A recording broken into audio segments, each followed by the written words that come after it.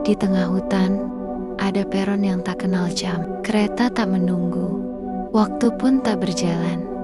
Ia hanya turun perlahan. Kalau kamu sulit tidur, tetaplah di sini. Ceritanya tidak akan mengejutkan, tapi ia tahu cara membuatmu menyerah pada kantuk. Ada hutan yang hanya muncul saat mata sulit terpejam. Hutan tidur namanya.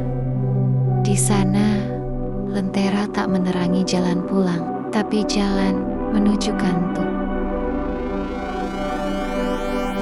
Di setiap daun, ada cerita yang berbisik, pelan, berulang, seperti nafas yang akhirnya menemukan iramanya sendiri.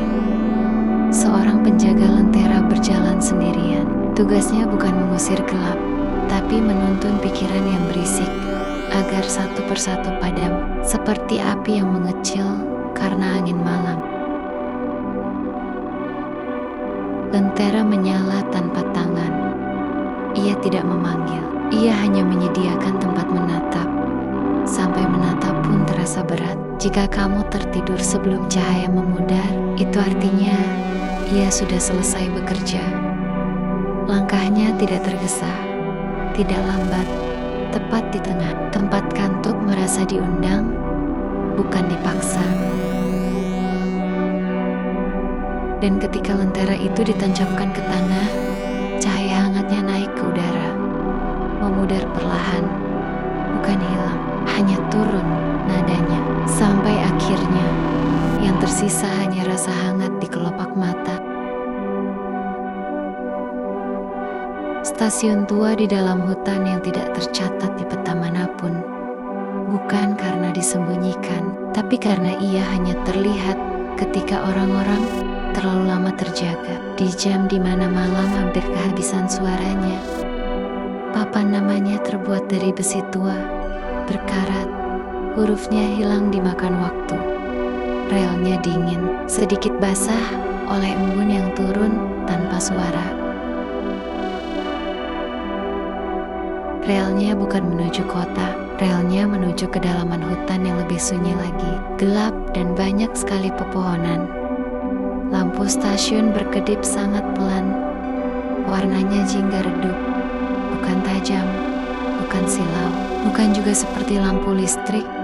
Lebih seperti api kecil yang diajari bersabar sejak pertama kali dinyalakan. Tak ada orang di sana, tak ada percakapan. Hanya bangku kayu yang masih mengingat bentuk punggung penumpang yang dulu pernah menunggu di atasnya. Bangku itu tidak lapuk, ia hanya menua dengan sopan, seperti seseorang yang mengantuk tanpa drama. Angin pepohonan lewat, lembut, tidak menderu, seperti seseorang yang membalik halaman buku tanpa tergesa. Di ujung peron, ada jam besar, tanpa jarum, bulat, kosong, sunyi.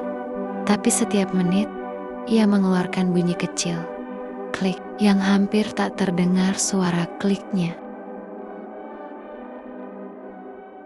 Bukan klik yang keras, bukan klik yang mendesak, klik yang seperti menepuk bahu pelan. Klik pertama, mengajak napas turun. Klik kedua, mengajak bahu mengendur. Klik ketiga, mengajak pikiran berhenti berlari. Tapi setiap menit, ia mengeluarkan bunyi kecil. Klik, bukan klik yang keras. Klik itu tidak mengumumkan apa-apa. Ia hanya menjaga ritme. Ritme yang sama dengan langkah awan di bawah rel. Daun-daun itu tidak diam. Mereka bergoyang, sangat pelan. Mereka saling bersenggolan. Mereka bergerak dalam ritme yang sama. Maju satu bayangan, berhenti sejenak, lalu larut lagi ke dalam arus. Kadang, ada bentuk yang muncul. Seperti gerbong, seperti jendela, seperti pintu yang terbuka, tapi tidak pernah sepenuhnya. Hanya cukup untuk memberi tanda bahwa perjalanan belum selesai, tapi juga tidak sedang dimulai. Ia tidak memanggil, ia tidak mengundang, ia hanya memberi tanda bahwa sesuatu pernah lewat di sana, lama sekali, tanpa meninggalkan suara roda kuno-kuno terbang rendah di atas rel. Mereka tidak bercahaya tajam, hanya puls kecil, pelan, sinkron, seperti lati yang mengikuti detak jantung. Kereta terakhir di sana tidak berbunyi klakson. Ia tidak mengumumkan kedatangannya. Ia hanya menggeser daun-daun dari pohonnya, tipis sekali, lalu berhenti di batas pandang, tanpa wajah, tanpa suara, tanpa penumpang. Bukan kereta yang ingin dilihat, tapi kereta yang ingin dirasakan.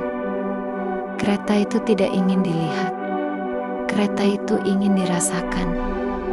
Dingin relnya, hangat lampunya, jauh perjalanannya, lembut penantiannya. Hutan makin gelap, layar imajiner makin gelap. Kita tidak memaksa kantuk, kita menontonnya.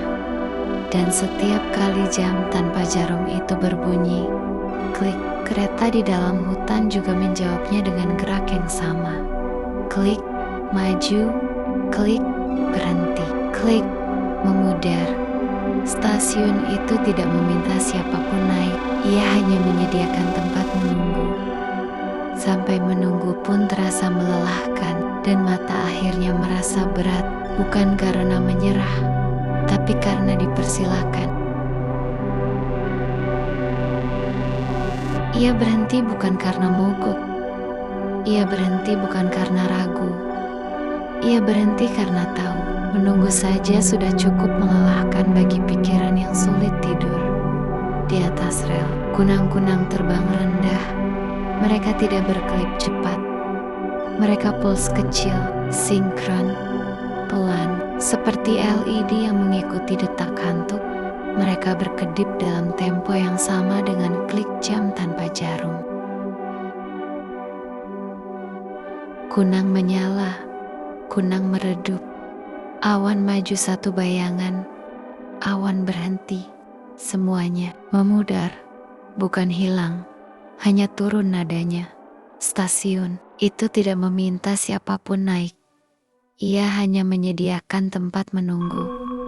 Sampai menunggu pun terasa melelahkan, dan mata akhirnya merasa berat. Bukan karena menyerah, tapi karena dipersilakan. Di sana, tidur bukan tujuan. Tidur adalah konsekuensi paling alami dari keheningan yang tidak mengusir, tetapi memeluk.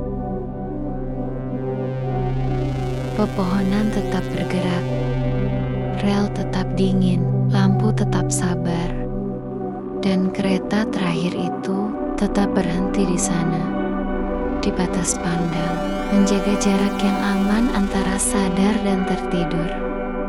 Cukup jauh untuk dirindukan, cukup dekat untuk membuat kelopak mata turun, perlahan turun, sampai akhirnya yang terdengar hanya klik jam tanpa jarum dan langkah awan yang makin ringan.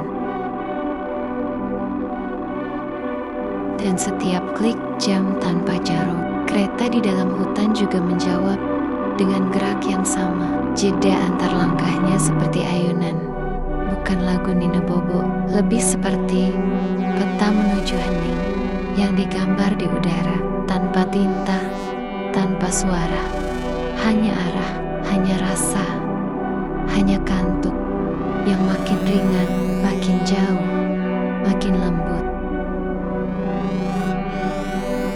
Sampai akhirnya kelopak mata merasa tidak perlu bertahan, tidak perlu melawan, hanya turun, perlahan, turun, sampai akhirnya yang tersisa hanya klik jam tanpa jarum dan langkah awan yang makin ringan,